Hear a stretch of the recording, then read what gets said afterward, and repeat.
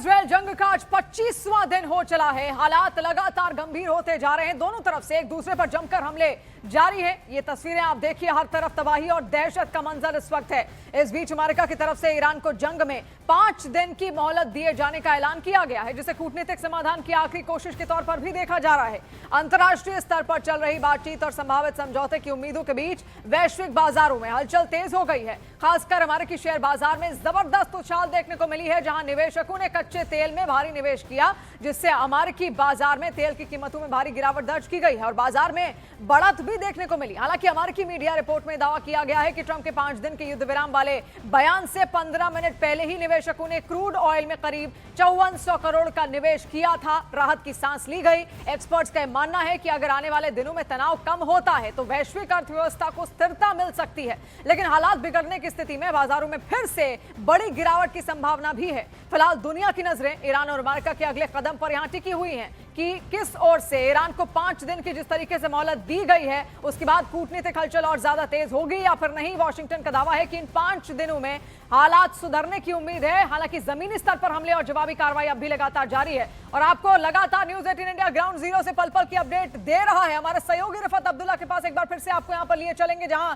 Israel में तेल अवीव में ही उनकी मौजूदगी है। रिफत, हमने लगभग सुबह के वक्त 2 घंटे पहले आपसे यहाँ पर बातचीत की थी। अब वहां पर उजाला भी आ चुका है। उस वक्त वहां पर सुबह के 5 बज रहे थे। क्या हालात, क्या उसके बाद अभी कोई मिसाइल वहां पर गिरती हुई दिखी है?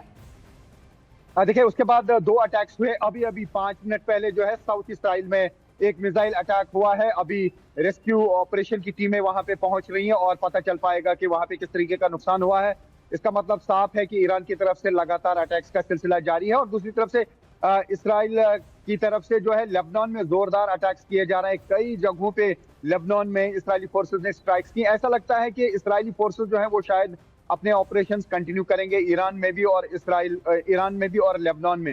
हालांकि हो सकता है कि जो यूएस फोर्सेस हैं वो अपने ऑपरेशन जो है वो कम करे, लेकिन इसराइली फोर्सेस की तरफ से ऑपरेशन का सिलसिला शायद जारी रह सकता है और दूसरी तरफ से ईरान की तरफ से भी लगातार मिसाइल अटैक किए जा रहा है। ऐसा लगता है कि ईरान भी बातचीत के मूड में नहीं है, क्योंकि ईरान नहीं चाहता है कि अगर आज बातचीत हो तो फिर से कुछ टाइम के बाद जो है इसराइल और यूएस उन पे हमला करे। तो जो कुछ भी इस बार होगा, कहते हैं ना आर या पार, ईरान भी चाहता है कि जो कुछ भी होगा आज ही होगा। इसलिए वो युद्ध को बंद करने का नाम नहीं ले रहा है, वो कोई सीज फायर के लिए कोई कोशिश नहीं कर रहा है। जी रिफत, अभी क्योंकि ट्रंप का बयान भी सामने आया कि बातचीत हो रही है, लेकिन ये उन्होंने नहीं कहा, ये स्पष्ट नहीं किया कि सीधी बातचीत हुई है या इनडायरेक्ट तरीके से, क्योंकि खबरें ऐसी भी आ रही हैं कि तुर्की के जरिए और पाकिस्तान के जरिए ईरान से बातचीत कर रहा है अमेरिका। आगे आना वाला भविष्य आपको क्या लग रहा है? क्या इजरायल झुकेगा? क्योंकि इजरायल और अमेरिका को ही देखिए मिलकर मानना होगा, तब जाके युद्ध रुक पाएगा।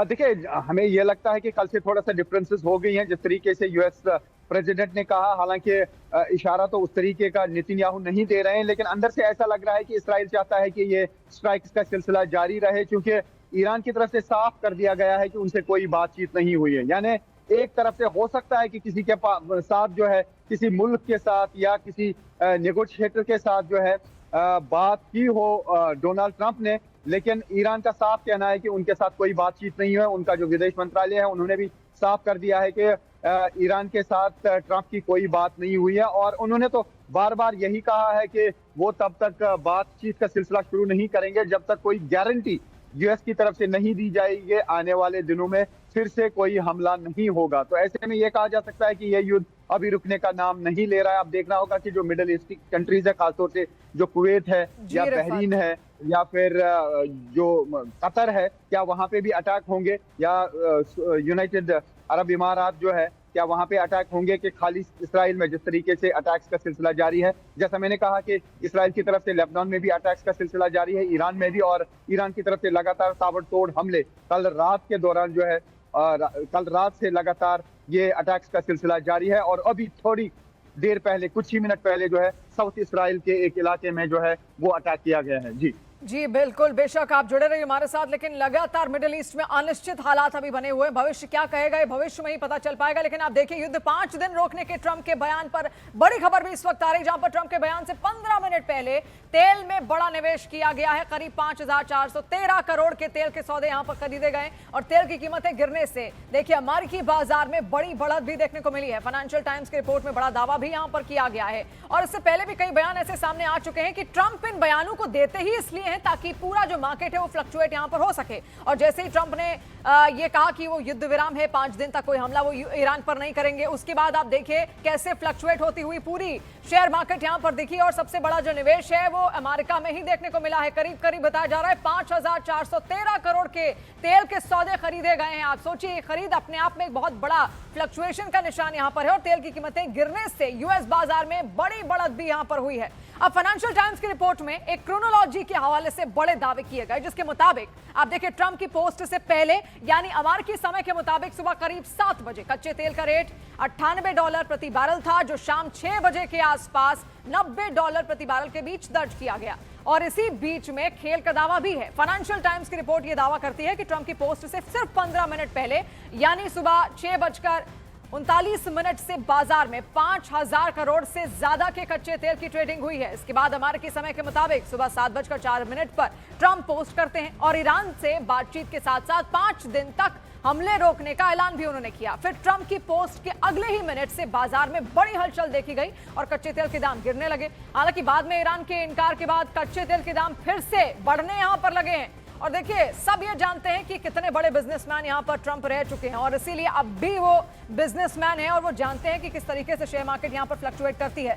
क्या लगता है आपको रिफत, आपसे ही मैं समझना चाहूंगी, जिस तरीके से लगातार शेयर मार्केट फ्लक्चुएट कर रही, क्या वाकई शेयर मार्केट पर अपना मैनिपुलेशन डालने के लिए, कोई असर डालने के लिए ट्रंप इस तरीके के बयान यहां पर देते? क्योंकि ईरान तो कह रहा है कोई बातचीत ही नहीं हुई, तो अमेरिका कौन से दावे कर रहा है, किससे बातचीत हुई है?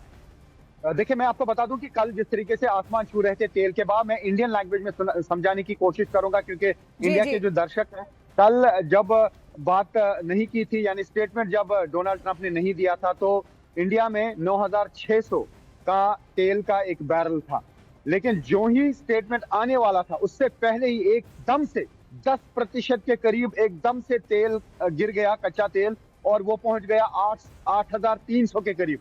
तकरीबन 1,200 रुपए जो है वो एकदम से बैरल गिर गया कुछ ही मिनट पहले जब डोनाल्ड ट्रंप ने स्टेटमेंट नहीं दिया था। उसका मतलब है कि शायद ट्रेडर्स को पता था या जो निवेशक हैं उनको पता था कि इस तरीके का स्टेटमेंट आने वाला है, तो उन्होंने तेल शॉर्ट कर दिया, शॉर्ट सेलिंग हुई। और अभी बताया जा रहा है कि काफी ज्यादा जो है शॉर्ट सेल किया गया है, उसकी वजह से एकदम से ये तेल के भाव गिर गए। हो सकता है कि उसमें कोई इंटरेस्ट जरूर डोनाल्ड ट्रंप का रहा हो या उन्होंने अपने कुछ लोगों को जरूर कहा होगा कि ये इस तरीके का स्टेटमेंट मैं देने वाला हूं और उनको लगा कि उसी से कच्चे तेल के दाम गिर जाएंगे। एक स्ट्रेटजी हो सकती है, या तो इसलिए कि तेल के दाम गिर जाएं, या फिर हो सकता है कि कमाने का भी कोई बड़ा रास्ता हो, कुछ लोगों को कमाने का मौका दिया गया। हालांकि जब ईरान की तरफ से फौरन स्टेटमेंट जारी किया गया, थोड़ा सा रिकवर हुआ लेकिन उतना नहीं, 10%, 11-12% तक नीचे चला गया था क्रूड ऑयल। उसके बाद 2-3% रिकवर हुआ। ईरान ने इससे पहले भी यही कहा था कि वो उनके पास देखिए हर तरफ से इस वक्त खेल खेला जा रहा है। ईरान की तरफ से एक बड़ी स्ट्रेटेजी अपनाई गई। ईरान ने यह कहा कि उनके पास ज्यादा रिजर्व तेल नहीं है इंटरनेशनल मार्केट में देने के लिए। अगर वो कहते कि उनके पास है तो उससे भी कच्चे तेल के दाम गिर जाते।